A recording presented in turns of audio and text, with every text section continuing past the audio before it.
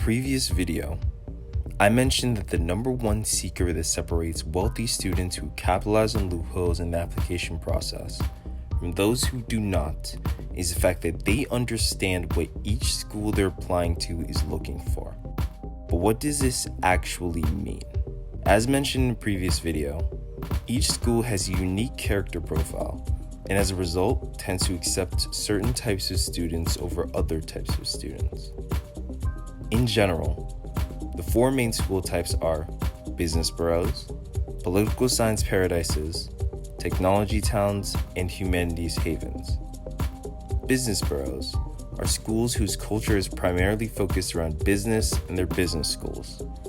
Some examples of these such schools would be Dartmouth, the University of Chicago, and NYU, New York University.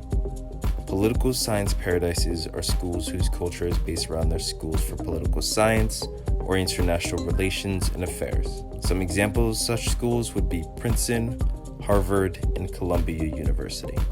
Technology towns are schools whose culture is primarily based around their STEM programs.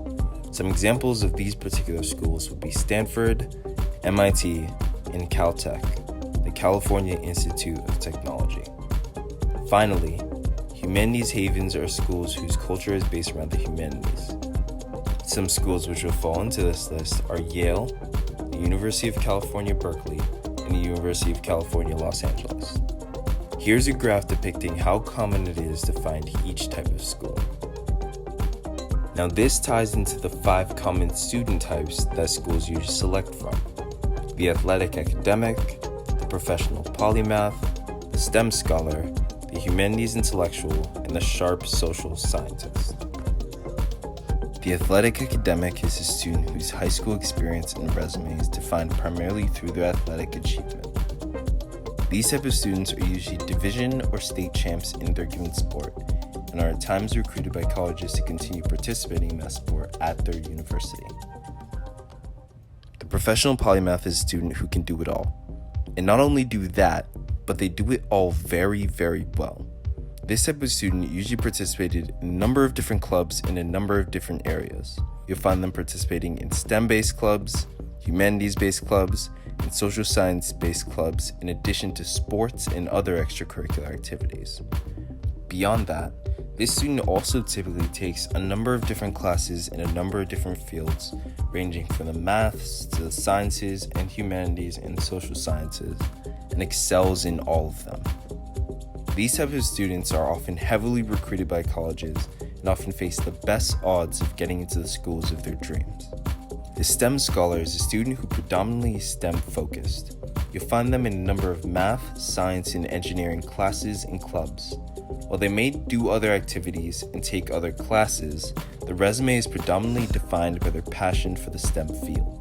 The Humanities Intellectual is a student whose high school experience and subsequent resume has been defined by their participation in the humanities discipline. Whether this comes in the form of taking a number of humanities classes, being the president of their newspaper club, or being an actress in a theater show, their high school experiences have been largely shaped and defined by their participation in the humanities fields.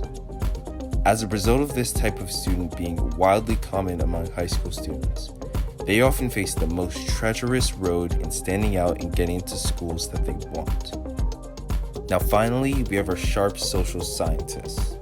These students have a keen interest in the political science, history, and social science fields.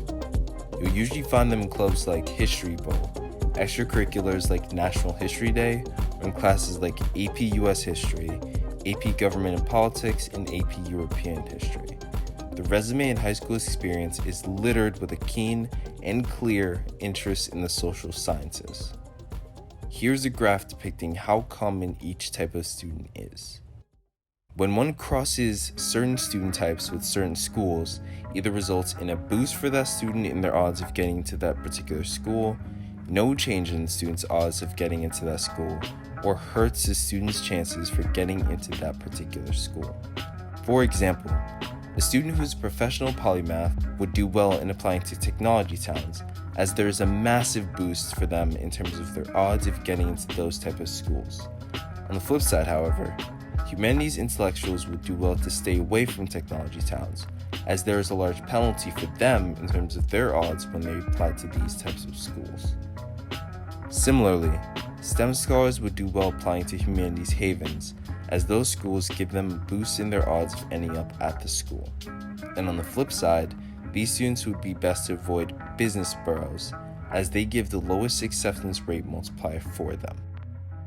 Students who understand and use these tricks to their advantage have incredible success when applying to elite level schools. Those who don't are usually locked out and are stuck on the outside looking into what could have been. And that brings us right back to Jack and Amy.